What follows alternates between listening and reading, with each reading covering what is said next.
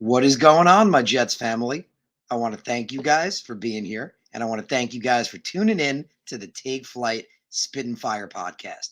You got me, Harrison Glazer, always excited to talk to you guys about them Jets. Now, remember we had our last episode last week on free agency, and the Jets haven't done too much since then, but they did a lot before then. Remember, we talked all about it last week, talked about the tight end position looking so much better. Tight end went from like zero to kind of hero. Like, I don't think Tyler Conklin is getting enough credit. Tyler Conklin had 61 receptions last year and only dropped one ball. I checked it out. Couldn't believe it. Had to look it up just to make sure. Only had one drop the whole year, but in 61 receptions, had to look it up and had to go pretty far back to prove it. We haven't had a tight end with that kind of reception rate and production ability since 2011, going back to Dustin Keller. Last time the Jets had a really good tight end. So a lot of guys talk about it. I can't wait to get into it. Before we do, if you guys can also just please subscribe to the channel, would be much appreciated. You can subscribe by doing so by clicking on the logo in the bottom right-hand corner of the screen right there. That'd be much, much appreciated. But getting back into it, we're looking pretty damn good at tight end. Like Tyler Conklin, underappreciated. CJ Ozema, when healthy, also a very good option. Again, had a career year last year. You guys remember when we first signed him, I was saying, he's not the youngest guy, had his best year just last year, has injury history, like missed all of 2020, I think. I'd said I thought we were going to get another tight end. Turned out we got Conklin. The two of them together are a pretty damn good duo. Again, zero to kind of hero decently quickly. But Jets could also take a tight end as well, but it's not nearly as big a need as it was before. Same thing with offensive line, and that might shock you guys a little bit. As you guys know, I'm a huge offensive line guy. I always am. Love the trenches. Love me those guys that get into it, get up and dirty, because that's what football is all about. Football is all about playing in the trenches, 100%. But bringing in Laken Tomlinson changes things, because Laken Tomlinson was a former Pro Bowler. We talked all about it last week. The quality player he is, the kind of person he is, the kind of, like we've noticed, the caliber of people that Joe Douglas is bringing onto this team. It's just, oh man, between him and Robert Saleh, it's freaking beautiful. It's freaking beautiful. It's at the absolute culture change that we 100% talked about. Excuse me, bringing in, guys with high caliber, high quality players, want to play hard, always doing the right things. I'm loving it. But Laken Tomlinson instantly makes that line a lot better. Now, you guys know I've never been a huge McGovern fan. I'm still not. Because, again, we talked about, that roller coaster of his career. But he did have a career year last year. And that was with AVT to his left. Now he's got Laken Tomlinson to his right. So that being the case, I don't know. I'll be honest. My tune is changing a little bit. So, again, going back to offensive line while we're talking about that was, as you guys remember, a huge need of mine. Huge need. I was like, we need to go offensive line. That's something that needs to be addressed. I wanted to bring back LDT, but Laken Tomlinson is a huge upgrade. Huge upgrade. As a run blocker, which, again, LDT was a really good pass blocker, not the best run blocker. Laken Tomlinson is one of the best run blocking guards in the game, like, period. And he's a pretty damn good pass blocker, too. So you got him on that right guard now. Obviously, AVT at the left. Becton's supposed to be healthy. Remember, we talked about it. Who's going to be left tackle? Who's going to be right tackle? You know what? I don't care. If both of those guys are healthy, that's all that matters, man. Makai, George Fant, who had a career year last year at left tackle. Guy comes in, excuse me. Guy comes in, has his best season ever on that left side. So if they decide they want him back on the blind side, Makai with his nasty power opening up the strong side on the right, I'm cool with it. And again, if McGovern is the weakest link on this offensive line, you guys know, again, I'm not a huge fan of McGovern. I haven't been, but it's not as big a need to me, honestly, anymore. I feel like Laken Tomlinson, honestly, on his own, makes that much of a difference. So, mention tight end, the cornerback room. If you guys saw, throw this up, updated Jets positional needs we'll be getting into. If you guys saw, I just put out on Twitter a little while ago, I called it an unpopular take, because it kind of is an unpopular take. Everyone wants to go CB high. Bryce Hall is just getting crazy disrespect. You guys remember I've been saying it for a while. I don't get all the disrespect heading Bryce Hall's way. Like, it just doesn't make sense to me. Like, I've shown the numbers. In his second year, he was legit one of the better corners in the league. And his trajectory and what he's gone from like year 1 to year 2 is like, boom, it's a huge amount. He slept on. You got Brandon Echols, who as a rookie had 9 PDs, had a very solid CB2 season. Michael Carter II looks solid. Javelin Guidry. Now you factor in DJ Reed. DJ Reed, a guy who legitimately was one of the better corners last year, pointed it out and went as far to say he's a CB1. Or I put that quote out if you guys didn't see it. They asked DJ Reed how he felt about himself. He's like, I'm a CB1. He's like, people disrespect me because of my height. They call me a CB2, but I'm a CB1. Showed how his numbers match up with guys like Ramsey, guys like Darrell, all the top CBs in the NFL. So same thing. It's interesting. I pointed out, for example, what the Jets have potentially done. They've put themselves in the position to potentially go best player available. That's what they've done here. By supplementing as well as they have in free agency, they've allowed themselves to potentially go best player available. So let's say, Sauce is a top 10 talent. We all know that. If Sauce falls to 10, maybe Joe finds like, I got to pull the trigger. Sauce is there at 10. I didn't expect him to be. Hand him up with, either Hall or DJ Reed. Let the two of them battle it out. That could be a potential option, but that could be something the Jets do, best player available. But again, I look at it, same thing with the safety room. I'm like, Lamarcus Joyner last year, remember, I loved his potential. I was like, man, Lamarcus Joyner, when he's healthy, he could be amazing. You guys remember I pointed out when we signed him, when he's exclusively played free safety in the NFL, his career PFF is like 90. He's been amazing as a free safety. If he can stay healthy, paired with Jordan Whitehead, that's some excellent shit. Granted, also, Jason Pinnock was coming on last year as a safety. He looked like he had some potential. So did Will Parks.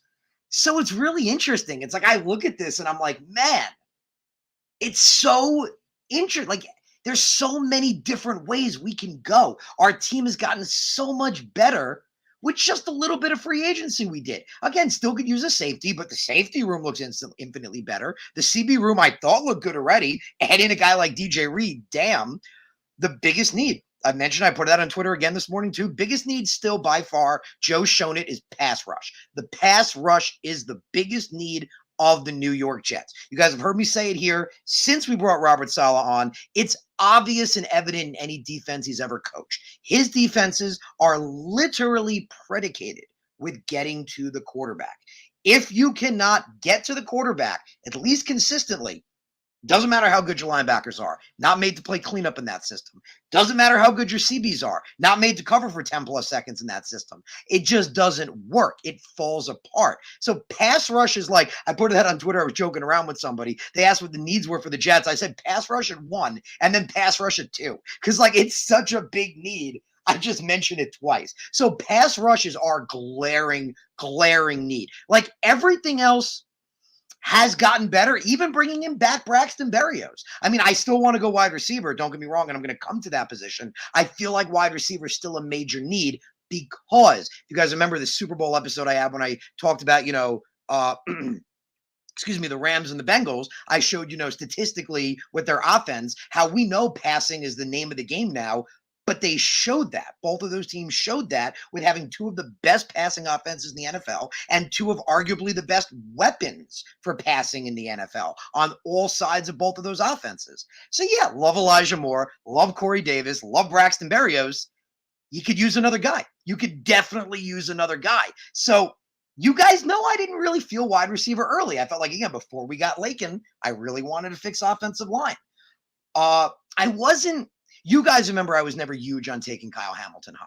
Like I've always been like, people have asked me, I'm like, I get the talent. Dude's unbelievable. Maybe it's Jamal Adams just, rubbed us all the wrong way. I just have trouble taking safeties high. Taking a safety in the top 10 just doesn't make sense to me anymore. It just doesn't. I had to talk myself into taking Kyle Hamilton. You guys remember that? I wasn't a big fan, but I talked myself into it because of how great a player he is. After he shitted it out at the combine, I talked myself back out of it. So I'm out of Kyle Hamilton high now. I'm just over that. So I don't know, man. I'm thinking maybe edge, wide receiver at 10. Maybe, again, it would be crazy, but could you imagine just an idea, just doubling down at edge? Imagine potentially getting Aiden Hutchinson or Kayvon Thibodeaux at 4, and then like Jermaine Johnson at 10. Because again, we don't know. I think Carl Lawson's going to be healthy. I believe he will be. Again, we've talked about it, here in the past at the NFL level. You need to come back better and stronger than you did from injury to be able to play at this level. Lawson looks to be on that track. All the reports are that he looks like a beast. He's looking great. He's ahead of schedule. Still a question mark. Until we see him on the field, until we see the production, still a question mark. I'm not saying I definitely want to do it, but it's something interesting to consider. Maybe, if Aiden Hutchinson or Kayvon Thibodeaux are there at 4, you pull the trigger. Then if JJ's there at 10, it's worth considering. It's a little bit of a crazy move taking 2 edges that high, but it's worth considering how bad and need it is. But then you got wide receiver. Maybe wide receiver at 10, wide receiver at 35, maybe wide receiver at 38. Definitely not 4. I've convinced myself 4 is way too high for wide receiver in this specific draft. But maybe 10, maybe 35, maybe 38. Get in another elite weapon. So I look at that. I feel like the biggest needs, again, are pass rush and pass rush. Definitely could use a wide receiver. Definitely, I feel like could use another safety. But again, I think our safety room is a little slept on now. Remember, I mentioned I thought Lamarcus Joyner was an outstanding acquisition when we got him, and we haven't seen him because he was hurt all last year. If he's back to 100, again, as a safety, he's been unbelievable at the NFL level. Put him next to Jordan Whitehead. That's a great tandem. Still got a guy like Jason Pinnock, who was coming in last year, and same thing with Will Parks. Will Parks and Pinnock were 2 guys that were kind of coming into their own last year. Pinnock more because he's a rookie, but still, Parks ain't, I think Parks is 25, 26? I got to look that up now. I don't think he's that old. I'll look that up for you guys. Okay, he's 27. He's a little older than I thought. I mean, he's not old, but he's starting to come into his own. But I don't know, man. I look at that now. Again, it's crazy because just Lakin alone has made it. I will say this. I would take Tyler Linderbaum high still. That's a fact. You guys know how I feel about Tyler Linderbaum. You guys know the talent and potential I think of this kid. I would still take him at 10. Bring him in. Maybe he sits behind McGovern for a little while. Maybe Joe says, gives McGovern his walking papers and Linderbaum becomes the center. I don't know. But other than Linderbaum, he's it. After bringing in Lakin, I'm like, other than Linderbaum, I just don't see O-line high anymore. That's just me. That's just my opinion. If you want Linderbaum, I'm cool with it. Let's do it. Let's draft him. I'm ready. But other than him, I just don't see it. I feel like anyone else we draft would not be a starter this year. Maybe better off going, maybe 2nd round, 3rd round later and get a guy that can learn, get a guy that can watch, like what Cam Clark was supposed to be. A guy with a lot of potential that, again, sucks. Feel bad for Cam. I, hope he has a great future ahead of him, whatever he does. You guys know, he had that horrific injury after really just getting his feet wet in the NFL. It sucks. He had to retire. I wish him all the best of luck. But that's something the Jets could potentially do. That's something they could do. So there's so many different options here. But it's interesting because as you guys see, my board's changed. My board's totally changed after free agency because I had offensive line really high. Now I'm like, well, if it ain't Linderbaum, we can wait. You guys remember I had edges stayed high. So edge is one that stayed high. But tight end fell. The more I looked at Conklin, man, people are I like CJ Uzomah, don't get me wrong, but people are sleeping on Tyler Conklin. That needs to be stated. People are sleeping on this kid. Last year was his first year really as a starter, as a younger player in the league. He's got a lot of potential, man. Like I said, we haven't had a guy that had his level of production that he had last year since Dustin Keller back about a decade ago, over a decade ago, back in 2011. So I love Trey McBride, but maybe I'm thinking we take a tight end later, like a Jeremy Ruckert or a Charlie Kolar or a Jelani Wood, just something like that. A lot of different interesting ways to go. Love to see what you guys think. Oh man, Jets Gang points it out. Bro, that broke my heart. Crowder did go to the Bills. If you haven't heard it, I'm sorry to break your heart. I'm sorry to be the bearer of bad news. Man, it pisses me off. It only happened 20 minutes ago. Jamison Crowder has been signed by the Buffalo Bills. And man, you guys know, I get us not bringing him back, but he was for 2019 and 2020 the best wide receiver on our team. He's an excellent wide receiver, still got a ton of potential. Oh man, him with Josh Allen just breaks my heart. Oh, okay, so yeah, that upsets me a lot. Jamison Crowder's a Buffalo Bill. It's going to be tough because I like the kid and I'm a Duke fan. I got to root against him now. It's going to be tough. I don't know, man. But yeah, Jamison Crowder is a Buffalo Bill. Appreciate you, man. Pro Adrenaline Sports says, what's up? Thinks the Jets add some more free agents before the draft, maybe a trade. I think Joe Douglas has proven he loves his draft capital. Joe Douglas loves his draft capital, loves collecting it left, right, forward, and back. If he was going to do a trade, I was thinking the Davante Adams one. I really was. I thought maybe like Joe Douglas was going to like shock the world and be a dark horse and be like offer the 10th overall to get Davante Adams, which every Jet fan would have been like, huzzah! Like you want an elite wide receiver one. There's one of the greatest wide receivers to play the game. Like, and still got a decent, good amount of years left on him. Didn't happen. Other than that, I don't see the Jets doing a trade unless it's something small, unless it's something like, a fourth or a fifth or a sixth for somebody that's like, buried on someone's depth chart, maybe isn't a scheme fit, but a better scheme fit for us, something like that. Other than that, I don't see any big trades happening. I could be wrong. Could add some more free agents, but as of now, we're getting toward, more lower in the barrel. Like guys like the Tyler Conklins, the Laken Tomlinsons, the Jordan Whiteheads, they're gone. Those guys are gone. It's more bottom of the barrel now. So no one we bring in is going to be like the game changer that, like, oh my God, like some of the guys we mentioned before. So from here on out, I mean, things could change a little bit, but I could be wrong, but I don't foresee anything that's going to drastically shock the board of like what we see could potentially happen from here. Rusty Spooner, what's up? Appreciate you, brother. What's up, fam? Appreciate you, my man. Rusty's seeing the same thing, give away zero draft capital. It's a Joe Douglas thing. Remember, that's what Joe Douglas collects picks. You guys remember I pointed it out way back when we traded away Steve McClendon. I was like, the man's a genius. He took a guy that's an excellent, outstanding player, but older and toward the end of his career. Well, at the time, we were a rebuilding team. He had no purpose on the team whatsoever. I think it was a fifth, I think it was a fifth. Even if it was sixth, you get a pick for him. A pick is something. You turn a fifth into a Brandon Eccles. You turn it into a Jason Pinnock. So he's a pick collector. That's what Joe does. Joe gets his picks. He collects them. I don't foresee any trade capital being chucked away. Again, the biggest one I saw was, as Joe's pointed out, as he's consistently said, if opportunity meets, potential, or I don't know why I'm blanking on the exact quote right now. I think it's if value meets opportunity, we'll strike. That's it. And Davante Adams was that value. So that was one I thought maybe the Jets could shock us. Maybe they could offer like the 10th overall and walk away with Davante Adams like outright, because we also got the money to pay him, but didn't happen. So again, I don't see it anymore. So yeah, we're going to start the mock soon. Appreciate all you guys. Appreciate all your comments. If you guys have any questions, let me know. Anything you want to bring up. Any questions you guys have. Rusty points out he thinks Hamilton will bust. Man, his combine didn't help him. I think I pointed out to you guys, this is how you got to look at it. Calvin Austin III.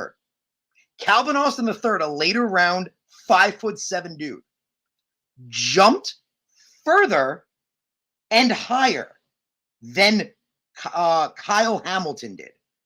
Think about that. A 5'7" wide receiver, Calvin Austin III, jumped higher and further than elite prospect Kyle Hamilton. He really shouldn't have been at the combine. Clearly, somebody should have had him jump beforehand and pulled him aside and been like, okay, dude, come here for a sec. You shouldn't do the combine. Let's be real. You're considered a great top prospect. It's just going to make people question you, and that's what happened. The combine has just forced people to question him. Again, people point out, like I've said, you go back to the tape. The tape speaks for itself. He's an unbelievable safety. But you guys remember, I was against it. I had to talk myself. You guys remember, it was like a process on the episode. I had to talk myself into taking a safety high. I just didn't want to, but he's just such a great talent. I've talked myself out of it. I'm off the Kyle Hamilton bandwagon. I agree with you, man. We must be drafting 2 wide receivers. I think we could take one high and then take one. You know what? Think of it this way. When the Jets needed to address CB, they took a bunch, right? We took 3. We took Pinnock, Eccles, and Michael Carter II. When we needed to address linebacker, we took 2. Joe is taking at least 2, maybe even 3. That's as far as I'd go. Joe is taking, think of it just again last draft, 3 corners, 2 linebackers. Joe Douglas is taking at least 2 wide receivers, maybe even 3. So I'm excited by that. I think our wide receiver room is good right now. It can really pan out. You guys know I'm a huge Calvin Austin III fan. If we could bring him in for the slot, like him and Berrios in the middle there, like if we could walk away with like a top wide receiver, like an Olave or you guys know I like Olave more than Garrett Wilson, but I know everyone's going to, if I say I want Olave over Wilson at 10, people are going to freak out, even though I'll be honest, that's how I feel. I'll be honest, that's how I feel. But okay, you can take Garrett Wilson at 10. That's fine. Then take Calvin Austin III, like maybe in the second round. Third round, that's some stuff. That's some stuff. I would 1,000% when we start mocking, you guys want to do that? I'm in. I'm in. Let's do it. I do love my Jeremy's, bro. Appreciate you, man. Appreciate you, Jeremy. Appreciate you being here.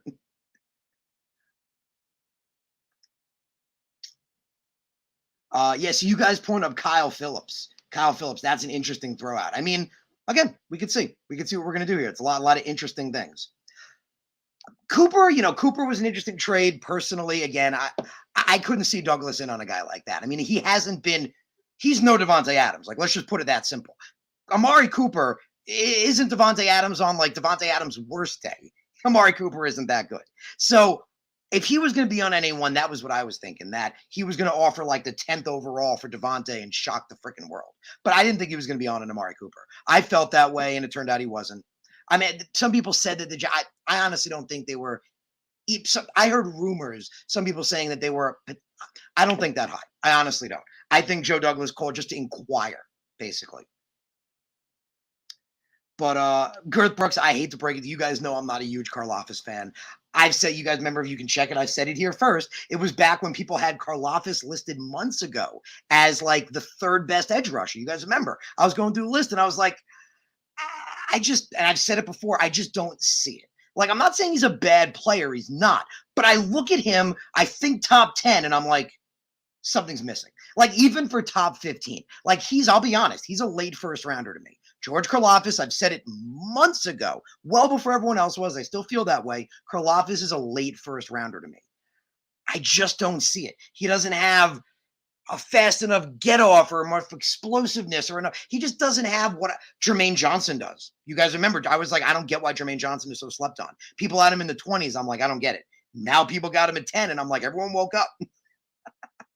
Pure adrenaline, I'm with you, man. Olave is the better wide receiver. I've been saying it forever. I've been saying it till I'm blue in the face. I know everyone thinks I'm crazy. Again, it comes down to opportunity and the way Ohio State's offense is designed. They use them differently. Garrett Wilson gets more potential to shine in big play scenarios, but Olave is the best route runner in the Olave. This is how you should put it. Chris Olave, in my opinion, is already a better route runner than like 25% of the NFL players. Like, that's how you have to look at that. Like, he's already, before coming into the NFL, a better route runner than I'll go more than 25. I'll say maybe almost 50. Like, he is an unbelievable.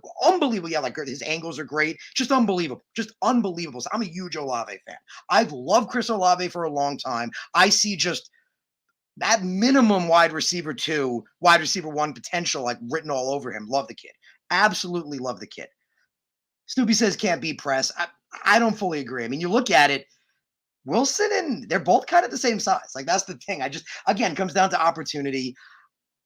Olave can always learn it. Again, he's pretty much the same size as Wilson. They're not that different in size. A lot of people have this idea that Wilson is a lot bigger and stronger. He's really not. I mean, he might be a little stronger because I think he's more top heavy. Olave's more bottom heavy. But Olave is much faster. I mean, Olave freaking, oh, man. I mean, I knew Olave was fast. Second he hit that 4.26, I was like, whoo, man, I love me some Chris Olave. I truly do. So if you guys are ready, I'm ready to get some mock going. I'm ready to do some mocking. So if you guys are ready, let's jump right into it. Now, what I was thinking, and up to you guys, up to your opinion. We've always done the PFN one, the Pro Football Network, because I could do mock trades. But a lot of people have been saying, when we did that one, some people were saying, the ranking wasn't that great. There's a couple people were saying, because it's true. There were definitely, I pointed out, a lot of players like this guy's not ranked well enough. It sometimes throws the mock out of whack. So what I was thinking was, even though you can't do trades, the draft network tends to be a little more accurate or so when it comes to ranking. So I was thinking this time around, maybe try the draft network. That's what I'm thinking. Again, won't be able to do trades. That's the only thing. I don't have a premium account at the moment, so won't be able to do trades. But I figure we'll try that one potentially because, again, we always usually do PFN, and it's great because you do have the trade option. But I'm thinking let's do the draft network this time around, and we won't do trades. We'll just go with the picks the Jets have. So let's get this baby rolling.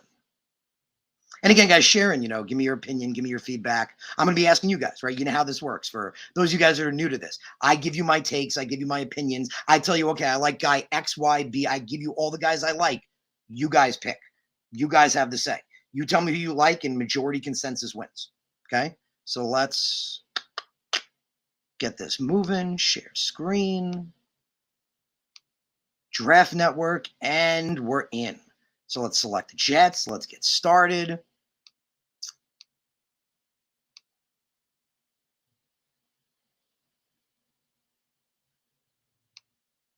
Oh, why is it not letting me click? Now that's weird. It's only letting me do one round. What's going on here? Oh, there we go. I'm just clicking in the wrong place. Don't mind me, guys. So we'll stick with the predictor board, 7 rounds, normal speed. Let's get it moving. Let's get this draft rolling. Okay, so that's pretty realistic. So Hutchinson went 1, which is very possible. You guys remember I've said it. Aiden Hutchinson is the best edge rusher in this draft. So Hutchinson went 1. Kyle Hamilton went 2. Again, I find it crazy taking safeties that high, but Hamilton is a special player. They took Evan Neal at 3. I'm thinking, not overthinking this. As you guys remember, for the longest time, I was leaning to Keem Aquanu. I was going to Keem Aquanu all day till Sunday. But now we brought in Laken Tomlinson, and you guys know all the stuff I mentioned with him. His character, the kind of person he is. I remember the driving 60 to 90 minutes through bus and train every day to get to school. Works hard to go to Duke. Has a doctorate. Is working in pre-med to get to become a doctor. His unbelievable ability, and he's only 30. That's the other thing to keep in mind. Laken Tomlinson legit has at least 3 really good years left. 3 really good years. So I don't know about you guys. I'm thinking, like Steven says, I'm thinking that's what I was just about to say. Fibs and don't look back. I'm thinking, Snoopy says the same thing, so I'm with you guys. I mean, easy pick for me. Thibodeau is still on the board. Let's take him. Again, as you guys remember, I was really high on Aquanu, and I still am. I still think Akeem Aquanu is the best player in this draft. I stand by that. I still think Akeem Aquanu is the best overall player in this entire draft. But again, you brought in a guy like Laken Tomlinson. Offensive line ain't looking too bad. Got to fix that pass rush. So we're taking Kavian Thibodeau. So Thibodeau with that pick. Aquanu goes 5th. No big surprise there. And now we got the pick at 10. So, okay, so I mentioned to you guys before, again, doubling down on edge rusher. So Sauce is still there. Remember we said we can go best player available. So Sauce is still there. He definitely could be gone by 10, but so is Jermaine Johnson. So I'm thinking one of those two. If you guys ask me, I like Johnson a lot more than Walker. I think Walker slept on, but I love Jermaine Johnson. So I'm thinking right now either Jermaine Johnson or Sauce. I'll be honest, I'm kind of leaning towards shocking everybody and going Jermaine Johnson. I mean, again, I think our CB room is slept on. I thought it was pretty damn good last year. Thought Bryce Hall had the potential to be a CB1. Looks like he could be a top corner next year. See, Adrenaline points out, none of the wide receivers are good value at, are good value at 10. I mean, let's see who we have at wide receiver. See, I like this. I like the way they have this ranked because they got Garrett Wilson at 17. I had trouble with Wilson as a top 10 talent. You guys know I like Olave more, and I see Olave at 12, 14, 15. A lot of people like Wilson top 10. I mean, we could do it. We could definitely do it. There's a chance Olave could be there with the next pick. There's a chance. Again, I see, Steven points out Kante Johnson already took an edge. It's a big need. That's the thing. Like, it's just an unbelievable need for us. Again, I hope Carl Lawson comes back 100%, but we lost Lawson last year. We lost Huff last year. We had so many injuries. We were at the bottom of the barrel. Like, we were hoping Ronnie Blair would be getting like multiple sacks a game. Like, that was the point we'd become at. So, I mean, don't get me wrong. Sauce is awesome, but DJ Reed is slept on. DJ Reed has proven statistically, take his height out of the equation.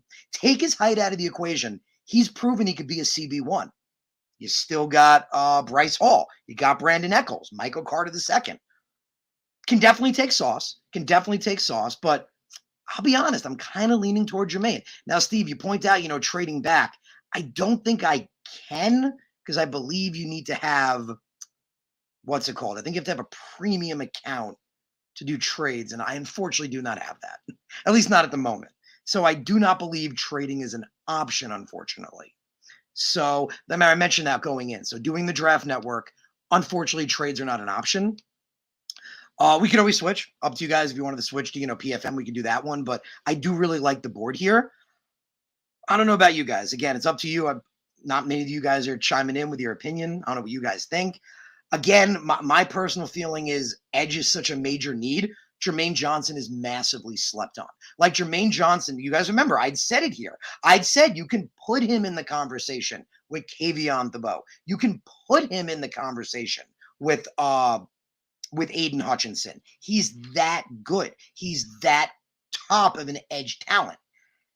I mean, taking two guys like that could be your elite edge right there. You bring in Carl Lawson. If those three guys are like consistently getting to the quarterback, you're thrilled. You're happy. So, I mean, again, I don't hate sauce. See, Steven's like, don't take an edge. He's like, if you take an edge, I'm gonna come over there and take you out. He's saying take sauce. Up to you guys. I don't know what your opinion is. Please chime in. Please tell me what you guys think. I'm thinking honestly between those two, but again, crazy thought. I think DJ Reed is slept on. So Snoopy says, I'm kind of with you, man. I feel like corner is massively underappreciated for us. I do. You guys know how I feel about Bryce Hall. Look again at the numbers. His upward trajectory from year one, where he only played toward the end of the year, to his first full season is unbelievable. I put out the numbers. He was the best second-year corner last year.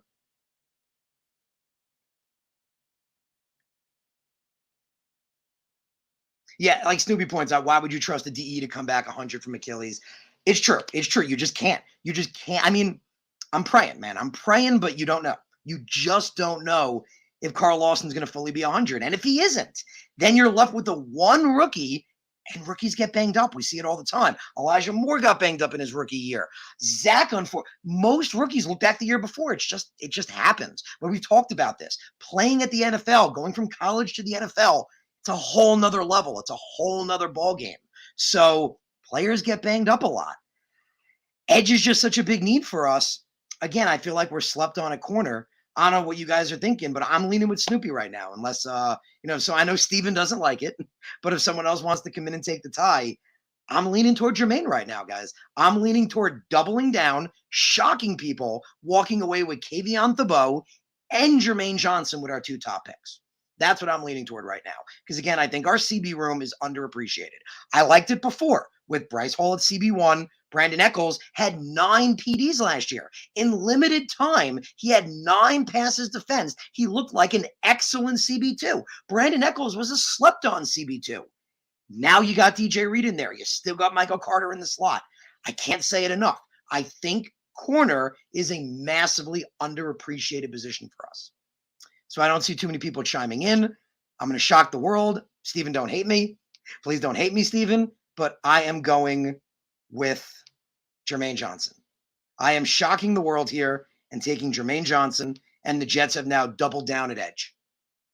And man, at this point, it's almost like, I hope Carl Lawson comes back, but man, you just got Thibodeaux and Jermaine Johnson. Like, man, just man. That is unbelievable right there.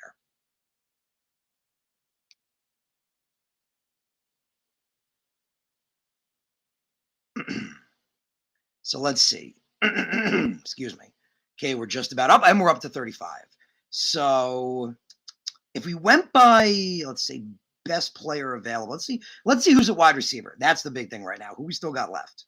So one thing I didn't like is I was really hoping Jahan Dotson was still going to be on the board. Jahan Dotson went literally one pick ago. I was really hoping Jahan Dotson would be on the board. I'll be honest, I really was. He just went one pick ago, like literally just went a pick ago. So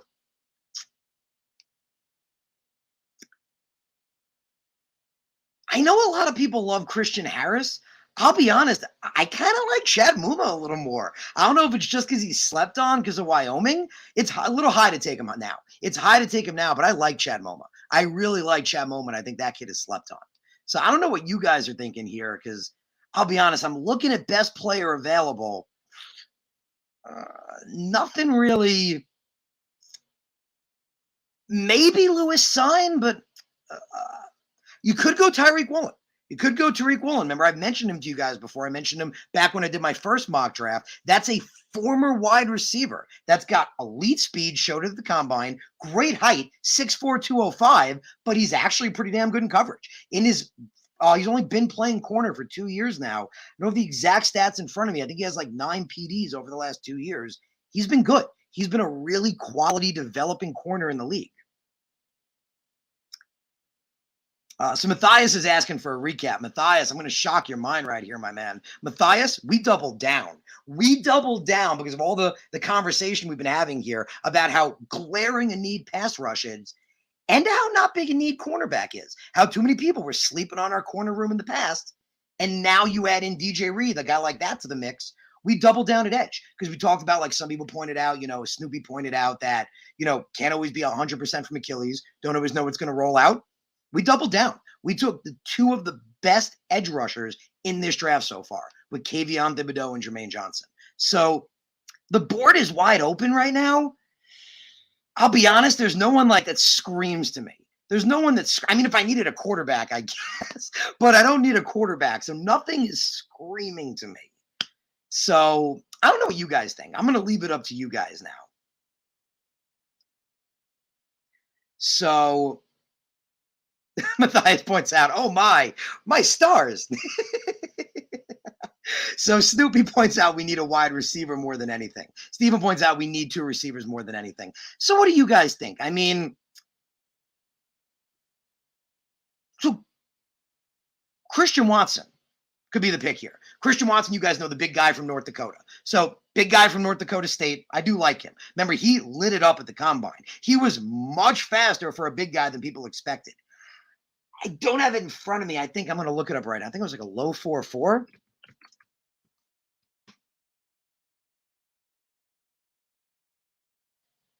No, I'm sorry. It was a 4.28. I'm sorry. Pardon me. I'm sorry. This dude ran a 4.28. So I'm cool with Christian Watson right now. You guys want? I say Christian Watson be a great pick. So Steven says Watson at 35. I'm with you, man. So let's take Christian Watson. George Pickens could be there, but I'm telling you, man, Calvin Austin III is slept on. Calvin Austin III is very slept on.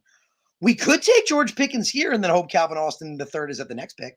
But I'll be honest, I think he's slept on a lot of boards. I think the unbelievable speed he had, but also his numbers. Like, I want to bring it up just to remind you guys. Just give me 1 sec.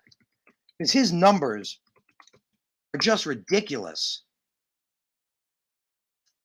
So Calvin Austin III, over just the last 2 years, the last 2 years alone, had 137 receptions, 2,202 yards, and 19 touchdowns. All of that in just 2 years. That's a lot. And he ran a 4.32 40. And like I said, at 5'7", jumped higher and further than Kyle Hamilton. So I think he helped his draft stock. I don't think taking him at 38 is insane in any way, shape, or form. George Pickens is still there. You guys know how I feel about George Pickens too. Remember, I've mentioned him in the past. George Pickens is one of those guys that checks every box for me. For his size at 6'3", 200, he's got good speed. He's got great hands. He's got good quickness. He's physical. He's good at the point of it. He's everything. George Pickens checks every single box you want, but just hasn't developed into that guy yet. He's been in the upward trajectory of developing into the guy, but it just hasn't happened yet. So, love George Pickens. Feel like Calvin Austin III is slept on. I'll leave it up to you guys. I would take either one at this pick right now. So that's my personal opinion. I know a lot of people like Sky Moore, but man, I think Calvin Austin III is really slept on. I do. So I guess Sky Moore is an option. So I would say between the three, I would say Moore, Pickens, or Austin III. What do you guys think? You guys want to go Sky Moore, George Pickens, or Calvin Austin III? What do you guys want to do? So Steven points out Pickens at 38, and Matthias asks, again, is Pickens still there? So again, up to you guys. I don't know what you're thinking. I'm thinking between me, either Pickens or Austin III. Again, I think Austin III is slept on. I love Pickens. Don't get me wrong. I've mentioned him a lot in the past year before. In fact, we've drafted him here before because of how much I like him. Where I've told you, again, checks every box. He's got the height, the speed. Yeah, so that's the thing. Pickens does have that. So Pickens is that guy. You guys remember I pointed out he has the potential to develop into something special. Again, he's 6'3", 200 pounds. Good speed for that size. Great hands for that size. Stephen points out Slim Pickens. That's funny, man. That's funny. He's got good speed for it. He's got very good hands. He's physical. He's a pretty decent route runner. He checks every box. Pickens, again, is one of those guys that checks every single box I have, but just hasn't turned into that guy yet, but has all the potential to turn into that guy. So let's do it. All you guys are saying the same thing. Let's take George Pickens. I'm loving it. Maybe Calvin Austin there's the next pick. And if Calvin Austin's still there, man, I'll take 3 wide receivers. Remember, the name of the game is weapons. Name of the game is weapons for Zach. If you want it, I'll do it. But we could also go, at this point, safety's not a bad way to go. Linebacker wouldn't be bad if you wanted to get a guy like Momo. Let's say Momo's still on the board. I don't know if Momo went yet. Yes, so Momo's gone. I had a feeling he would be, but, worth checking. So before we speculate, let's see who's still on the board. So we go by best player available, which, again, the Jets may do. Okay, so let's say the Jets are going by best player available. Chamarley Sailor is still on the board. So Sailor, that could be a good pick. This is the kind of guy that can develop as tight end. However, Trey McBride's also still there. That's pretty awesome. So we could take our tight end right now. Remember, we have Conklin, who, again, I think is massively slept on. We have Ozema, but the Jets are probably still going tight end, and some have expressed that. Some have felt like me that the Jets could still be looking to go for a tight end in the draft. So I'm thinking either, again, we're going best player available. Chamarley Sailor is a very talented interior offensive lineman. He can develop sitting behind Laken Tomlinson, potentially into a starter in a year or two, maybe a little bit longer if Tomlinson stays the guy. So Sailor's not a bad pick, but I would also really like to go McBride here. So up to you guys. Steven says McBride, take all of them, fuck everyone else. That's funny, man. Oh, man, that's funny. Excuse me. So Breece Hall is a good running back. That's true. I give you that, JW. Breece Hall is definitely a good running back. I think the tandem of Michael Carter and Tevin Coleman was a little slept on. Again, Tevin Coleman's got to stay healthy. That's the big factor. He has to stay healthy and stay on the field. But if he can stay healthy, he's a decent 2-punch to Michael Carter's 1. Probably could go running back here. Could definitely go running back, take like a Breece Hall. So Breece Hall is an option. But again, we're going best player available. I do really, really like I do really like Chamarley Sailor. I do think Chamarley Sailor is slept on as an interior offensive lineman. He's a big dude. This dude mauls people. He could be the kind of guy to sit behind Laken and learn. Also could go tight end here. I like McBride more than likely, so I would go McBride here. So I don't know what you guys are thinking. I don't know if you guys have an opinion here. You guys want to chime in. But I see JW definitely likes running backs. He's mentioned a couple of those guys. Matthias says, we could use a big back. That's true. We could definitely use a big back. So between the two of them, let's see. I think Breece Hall is pretty big, right? I think he's about 210. Okay, he's bigger. He's bigger than I thought. So Breece Hall is about 220. Don't remember how big James Cook is. I don't think he's as big. Yeah, no, James Cook is not that big. So if you want to go with a big back, we could go Breece Hall. So Breece Hall is 220 pounds. Breece Hall is a big dude. Breece Hall is a big dude who is a unanimous All-American selection. So I'm cool with that. I'm cool with that if you guys want to go Breece Hall. So that's definitely an option. I do kind of lean McBride. I do. I mean, again, it's a receiving league. That's the thing. We know that. The name of the game is receiving. It's a receiving league. It's about getting your quarterback receiving weapons. Obviously, we added Conklin and Uzomah in free agency. Obviously, in the draft, I'll show you guys right here if you guys are just coming in. We obviously just added 2 wide receivers in Christian Watson and George Pickens.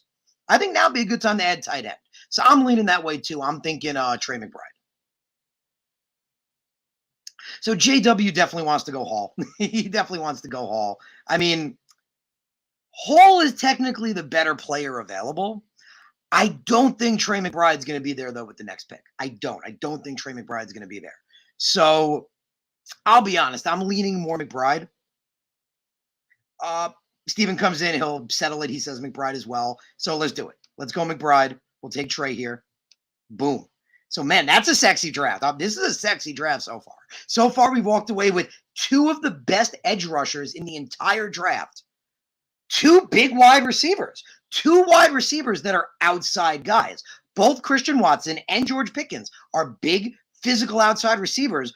Watson's got ridiculous speed. I forgot how fast he was. That dude's got ridiculous speed for his size. You got the potential of Pickens. You just added in Trey McBride. Now you have a tight end room of Trey McBride, Tyler Conklin, and CJ Uzomah. Man, that's good. That is really talented. So far, I'm really loving this draft. I think we're doing a great job so far.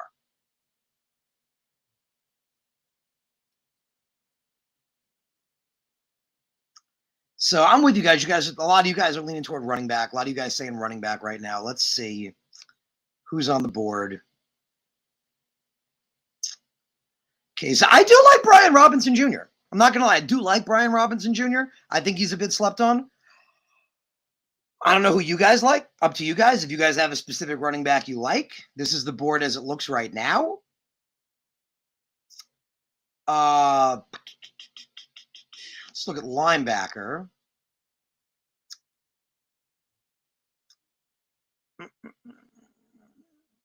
I mean, I like Jojo Doman.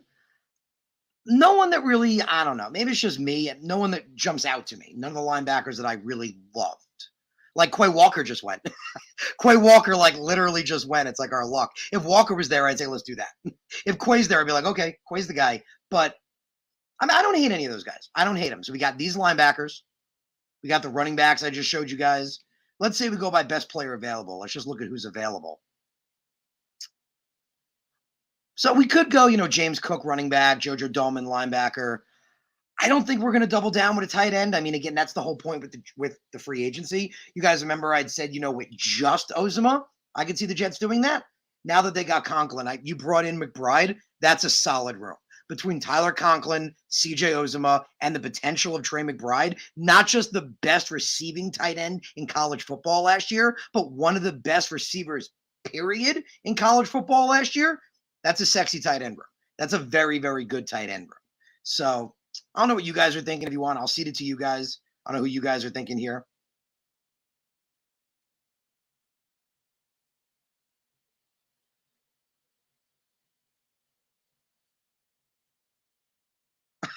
Matthias says, if this was our draft, I'll run around my block with my birthday suit on. Man, this is a great draft. This is a great draft so far. But so JW seems to be our running back guy, which is good. You're the guy bringing in the running back stuff. Love it. Says James Cooks is a home run hitting back. I'm down with it. Let's do it. Let's take a running back. So he's definitely one of the best players available. Definitely a good quality pick here. So let's take James Cook. And boom. We just got a running back. So now this is what our draft is looking like so far. Again, two of the best edge rushers in the draft, 2 excellent wide receivers, a tight end, excellent tight end, and a running back.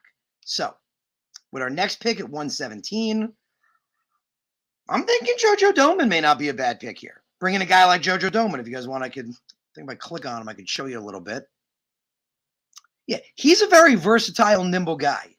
I wonder who they Curious if they have a comp to him. Curious who they comp him to. That's an interesting comp. That's an interesting comp. I like him here. I think he's not a bad pick here. I definitely feel like he could be a pretty good pick here. I like his versatility, his athleticism, especially in a 4-3 system. He's a more athletic guy. But up to you guys. I don't know what you guys think.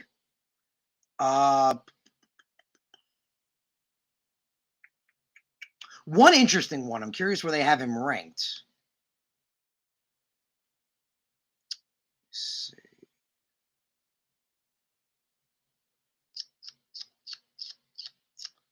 Okay, so he must be gone already. So I'm not really sure where they had let me see.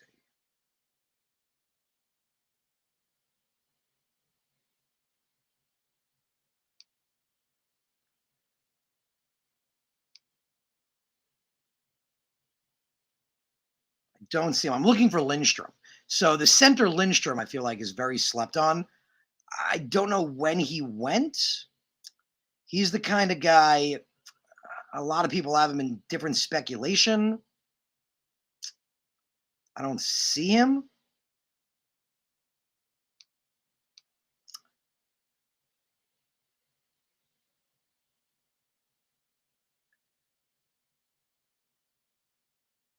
But Stacy points out you're 40 times wrong. Not sure what you not sure which player you're specifically referring to. I can look it back up. I just did a quick Google a search of the combine and brought some of the numbers up.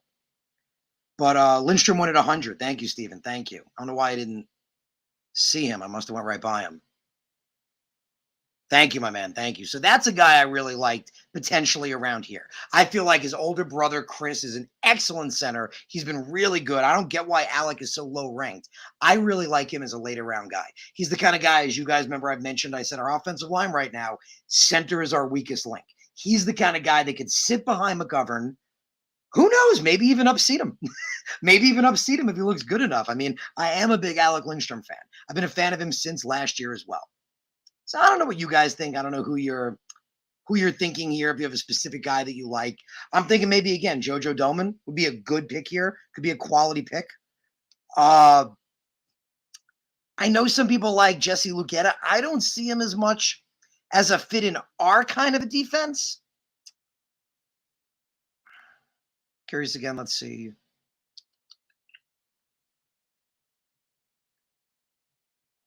Yeah, I mean, I don't know. I could be wrong, but yes, I don't know. It's up to you guys. I mean, I don't know what you guys are thinking. Who you guys are thinking with this pick? Kevin's agreeing, yeah, Alec Lindstrom at the top of round 4 would be awesome. That's what I was thinking. So I was kind of leaning toward him here. Otherwise, just going off some guys I like. Let's see. Let's go back to the wide receiver room. So Alec Pierce wouldn't be a bad option here. Or Justin Ross. So Justin Ross, I'm a big fan of. Justin Ross wouldn't be a bad option here. Alec Pierce wouldn't be a bad option here.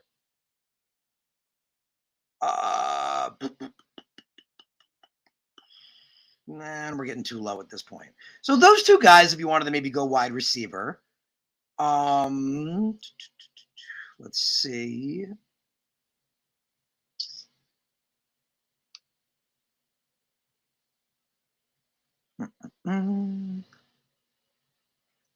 Some people said that I don't really think we need to go interior defensive lineman, but some people were mentioning to me that they wanted to. That being the case, you're throwing out some names, Matthew Butler or John Ridgway are two guys I like. That's potentially an option. If we're going to go with a sleeper offensive lineman, I do like Andrew Stuber. I do. Basically everyone on this list is a developmental guy. Everybody on this list, everyone on this list is pretty much a developmental guy that's going to need to sit, but can learn. So let's look at.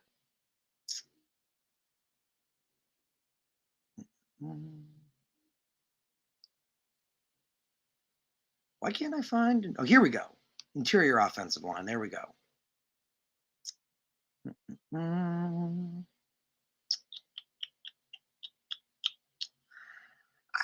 I like Tyrese Robinson. I'm not that crazy about any of these guys, but I do like Tyrese Robinson. I like Cade Mays. It's another guy I like. I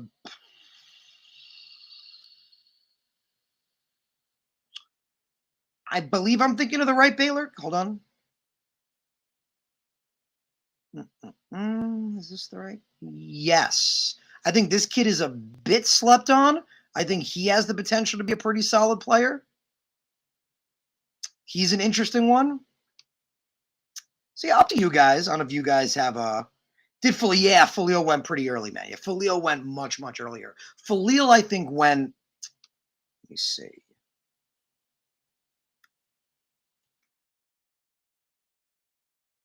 I can't seem to.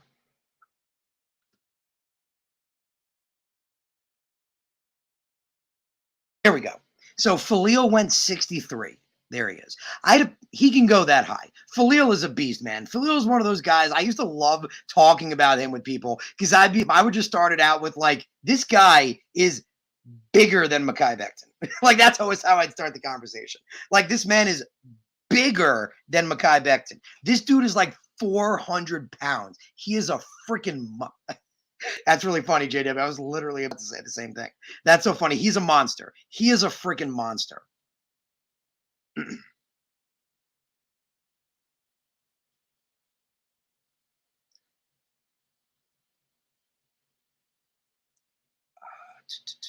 Kev said he wish he was there to see who went where instantly. It's a good feature. It's a good feature to have so you can search a couple of guys. But what do you guys think? There's a couple of different directions we can go here. Again, there's no one that's jumping out to me. I'm looking at this board. There's nobody. Let's go back to best player available because that could be Joe Douglas's approach here. I mean, again, I'm thinking maybe Jojo Doman here. I think he's a guy that could develop as a decent outside linebacker. He's about, if I remember correct, like I think like 228, something like that. 230, 232 pounds, something like that. He's a bigger guy, but is very athletic. So I like him here. Heck, if you want to go best player available, maybe we double down and take Greg. Maybe we take a second tight end. I mean, Greg's got a lot of potential, but I don't know, up to you guys. I don't know what you guys are thinking. You guys let me know what you guys are thinking. We can go from there. Who do you guys think? Who's somebody you guys would like to go with?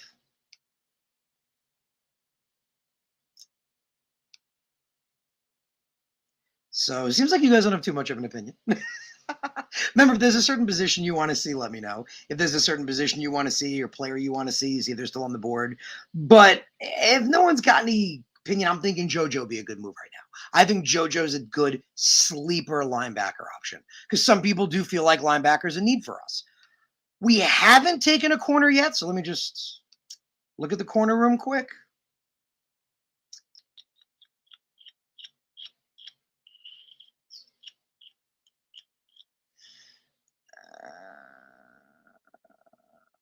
I mean, I like Zion McCollum as a later pick.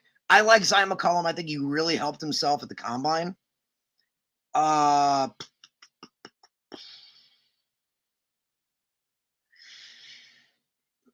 be honest. I'm not head over heels over any of these guys. I'm not head over heels over anybody on this list. I'm just not. I mean, I wouldn't mind Jalen Watson. Jalen Watson wouldn't be a bad pick here, in my opinion. I'd be cool with Jalen Watson here. But again, no one head over heels, in my opinion. We look at safety. Crazy, same thing. I mean, I do like JT Woods. I think JT Woods at Baylor could be a very good pick. A little early to take him, but help. So, wow, what are you guys thinking? So JW points out, he says, I like Jojo. I like Jojo too. I like Jojo. I feel like he's got a lot of potential to develop as a linebacker in our kind of a system. So let's do it. Let's take Jojo. Nice and easy. Move on because we've been on this pick for a while. So there goes JoJo. Alec Pierce just went. I do like Alec Pierce. So maybe we could go.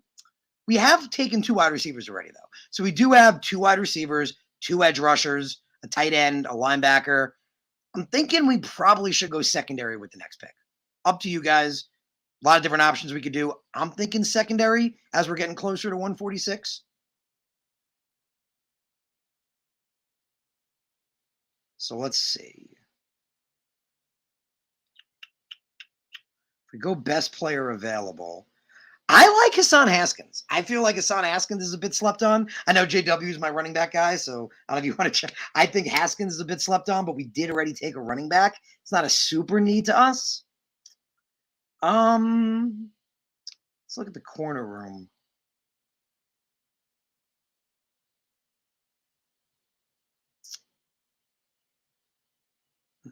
Again, it's interesting the way some of these boards are listed. I don't think taking, where is he? Taking Zion McCollum here is a terrible pick. I mean, just no one else I really...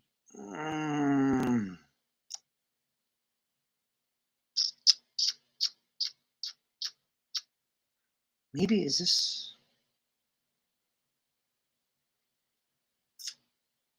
No, this isn't the guy I'm thinking of. Maybe... And I'm blanking on a later round corner that I was a fan of. I'm thinking who'd be a good option here. Wasn't my Tariq Willem. Thought it might have been Kobe Bryant, I guess. Maybe it was Chase Lucas. I think it was... Okay, so yeah. Okay, so this is a guy I do like. I do like Chase Lucas. I feel like he's a little slept on. I'm trying to remind myself of my board. Chase Lucas is a guy that's a little slept on. He could be a good corner option here. Again, I think Zion McCollum helped his draft stock. So I definitely think he, even though he's listed all the way down here, he would be a good pick, potentially. He's got, great size. I do also like DeMarcus Fields. So DeMarcus Fields, Zion McCollum. I like Kalen Barnes. Chase Lucas is a guy I do like. What do you guys think? Is there a corner? JW points out, he feels like same thing. Kobe Bryant's okay. Give us a depth piece. Up to you guys, up to you guys on what you guys are thinking. JW saying we should go cornerback. I'm thinking the same thing. You know what? Let's do it. Kobe's the guy I was thinking. I like Kobe. I mean, I'll be honest. I like Chase Lucas a little more. I just like his athletic ability, maybe a little more. So what do you guys think? If you were going to choose between Kobe Bryant and Chase Lucas, so far JW's for Kobe. What do you guys think?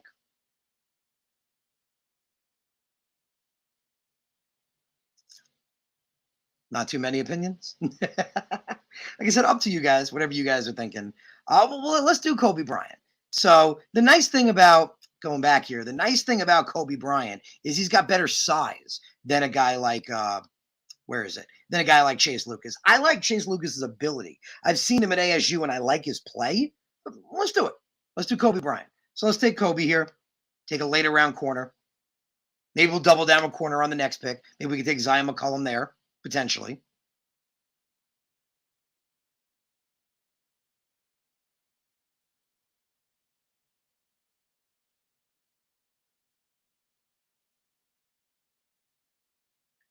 So looking at the board, I think this is our last pick, right? I'm pretty confident it is. Yeah, this is our last pick. So I'm thinking we should maybe go kicker here. JT Woods and Hassan Haskins. Those are two guys that I do like as sleepers. JT Woods and Hassan Haskins, just throwing that out there.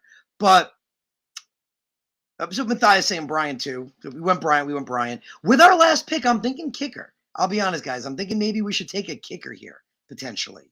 The thing is, I don't think you can do kickers in the draft network. Okay, so that's the thing. You can't draft kickers. So that's the only negative with the draft network. They don't have kickers to potentially be drafted. So actually, Bo Melton may not be a bad pick here. At 163, if you just want to add another wide receiver to the mix, Bo Melton's a guy that has potential. So he's an interesting player, just, at 163, a late 5th round pick. He could be a good guy to get here. So Bo Melton's a decent option. Brian Cook, if you want to get a safety, Brian Cook's not a bad pick here at all. We could take Zion McCollum here, depending if you guys wanted to do that. Those are 3 guys right there that I would consider. Either, again, Zion McCollum, Bo Melton, the wide receiver, or Brian Cook, the safety? That's what I'm thinking. What are you guys thinking?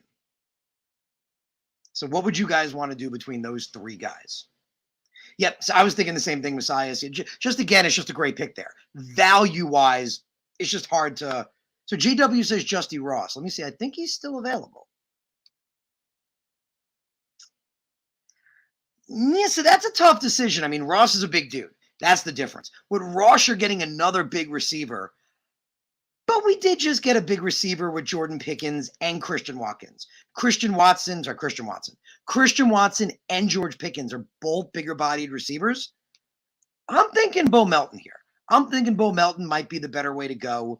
So what do you guys think between those two guys? I'm thinking either we go Bo Melton or Justin Ross right here. I'm leaning a little again toward Bo Melton because we took two bigger receivers already. We took Christian Watson and we took George Pickens, two bigger body wide receivers. Melton's the kind of guy that could play slot potentially, but also has returnability as well. So that's an interesting option. I see you guys are completely torn. JW saying big dude for the end zone. So he's leaning toward, Justin Ross. But then Matthias is saying Bo. I mean, we did take two big guys. That's the thing. So going back, I'm pretty sure Watson is 6'4", I want to say. Yeah, Watson is 6'4", 208. And Pickens is what, 6'3", 200, I think? Yeah, he's 6'3", 200 on the dot. So let's go with Bo Melton. Let's do Bo Melton just because we did take two bigger wide receivers already. So let's do it. We'll take Bo Melton. There's our pick. That's all she wrote because there's no trading. I think it's kind of crazy the Draft Network doesn't allow you to take kickers, right? Like, is that just me or I just find it crazy, the Draft Network doesn't let you take kickers. Like, kickers is just not an option. A little weird. So if I could amend it, I would probably take Cade York there. That's what I would have done. I would probably taken Cade York with that, 163 or 164? 163. I would have taken Cade York there at 163. But again, Bo Melton's not a bad option. JW points out we have small guys, but I still feel like, again, Moore last year proved he can be a wide receiver one. He proved with his lineups, with his potential, with his ability to line up against top corners in the league, he has the potential to, be a wide receiver one. You don't use a guy like that in the return game. So remember, everyone was like, why isn't Elijah Moore playing in the slot? They kept saying he's an outside guy, and he is. So if you're playing Elijah Moore on the outside, now you got Berrios and Melton for the slot. And Melton's fast, like Matthias pointed out. Melton's a fast dude. Melton's got jets. So, again, I wouldn't mind adding Justin Ross there. But, again, my logic is we added two bigger-bodied wide receivers already in Christian Watson and George Pickens. So we add in Bo Melton. Man, I like this draft. I don't know what it is, but so far we've been killing it, guys. Those two drafts we did on Pro Football Network, I thought we freaking killed it. I thought those were great drafts. I think we killed it again. I think we absolutely killed it again. So the draft's just about over. There we go. Just ended. Let's go to our picks. Here we go. So I'm loving it. I mean, we talked earlier again how I don't think corner is as big a need as everyone makes it out to be. You remember, I felt for a while Bryce Hall could be a CB1 well before last year. I said I'd saw enough in his rookie year that he's going to be a legit CB1. Well, he was so freaking amazing last year. Look at the numbers he put up. Look at what he did. I've gone as far to say I think he's going to be a top corner in the league next year. DJ Reed, if it weren't for his height, like he said, people would have him at CB1. You got the two of them on the outside, Brandon Echols and Michael Carter II in the slot with Javelin Guidry. Man, our corner room is really underappreciated. So we walked away with the two best edge rushers in this draft minus Aiden Hutchinson. So take Aiden Hutchinson out of the mix. We walked away with Kayvon Thibodeaux and Jermaine Johnson, two of the best edge rushers in this draft. I hope Carl Lawson's going to be healthy, but man, that's sexy right there, having those two guys both on the team at 4 and 10. Then we got Christian Watson, a big-bodied wide receiver at 6'4", 2 and change, yet runs a ridiculous 40 time. George Pickens, who has the potential to develop into anything. George Pickens, as we mentioned, checks every single box, could literally develop into a wide receiver one. Like, he hasn't done it yet, but he has the potential to. He has the potential to literally be anything. Then you got Trey McBride, arguably, in my opinion, the best tight end in this draft. You got James Cook, a bigger body wide receiver, which was something JW and a lot of guys wanted to get. You got Jojo Doman, a athletic, nimble linebacker that maybe could develop into a guy in this system. Same thing with these guys. Kobe Bryant. Again, I'll be honest, I get it. Kobe's got height. Kobe's 6'2". He's a pretty physical guy. He could develop into an outside corner. So not a bad pick. And Bo Melton, already a good return guy. Him and Berrios would be excellent back there. Fast as hell, very agile. He can play outside or the slot. Bo Melton's a guy that can play either. So nice to have a jack of all trades, Swiss Army knife at 163 overall. So I love this, guys. This is our mock. I think it's great. I think we knocked it out of the park and had an outstanding mock draft here. So I appreciate you guys tuning in. I appreciate you guys being here and, being a part of the Take Flight Spit and Fire podcast. As you guys know, we do our episodes live Monday at 7 p.m. all the time. Pickens points out he'll be Corey Davis's replacement. Possibly. There's a really good chance George Pickens could definitely develop into becoming Corey Davis's replacement down the road. Definitely. Matthias says this draft is sick. Appreciate you, brother. I agree, man. I agree. I think this is a sick draft. I think we absolutely killed it. I don't think, again, it's crazy to take 2 edge rushers that high because as we talked about right in the beginning of the episode, we went through my updated positional analysis. Pass rush is still a major need for us, a major glaring need for us. And I don't think CB is as big a need as everyone makes it out to be. Again, I put that on Twitter. I know it's an unpopular take, but I thought our CB room looked good before you brought in a guy like DJ Reed. So, man, I love this draft. I absolutely love the mock that we just did. I'm going to put it out on Twitter for you guys to check it out there. Please check it out. Appreciate you guys tuning in. If you haven't subscribed, if you can please subscribe to the channel. Remember, we're here live every Monday at 7 p.m. I want to thank you guys again for being here. Hope you have a great rest of your week. Take it easy. Draft is approaching. We're getting there, man. We're only about a month and change away. I'm excited. Appreciate you guys tuning in. Again, have a great rest of your week. I'll see you guys next Monday, and let's go Jets.